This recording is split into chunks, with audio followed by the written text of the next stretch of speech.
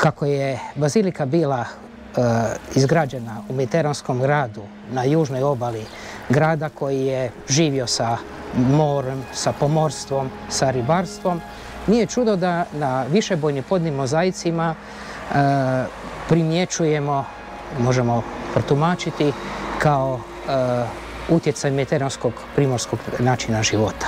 Riba je najpoznatiji i jedan najstarijih prikaza Krista koje se povezuje naravno sa grčkom riječju ihtis, gdje su vjerojatno prepoznavali prvi kršćani Krista u kriptokršćansko vrijeme, dakle u vrijeme kad se nije mogla prikazati slobodno vjera.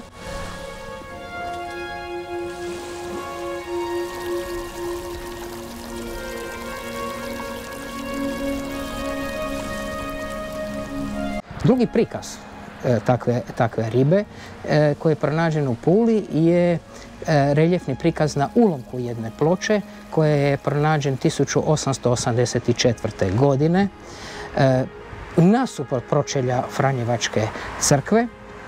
Kod njega je interesantan te prikaz ribe, te ploče, da s druge strane je oštećeni prikaz Krista u jednom medaljonu, u krugu, koji se naravno može u ranokršćanskom kontekstu objasniti na taj način što je taj krug u biti jedan solarni aspekt Kristove nepobjedivosti, a s druge strane to je jedan rimski ostatak triumfalnog lovorovog vijenca.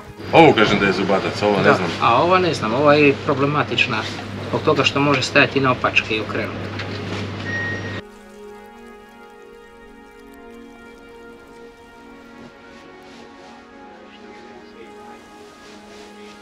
Cijeli riblji svijet, koliko god je čovjek danas različit, svi smo mi jednaki, pripadamo istoj zajednici.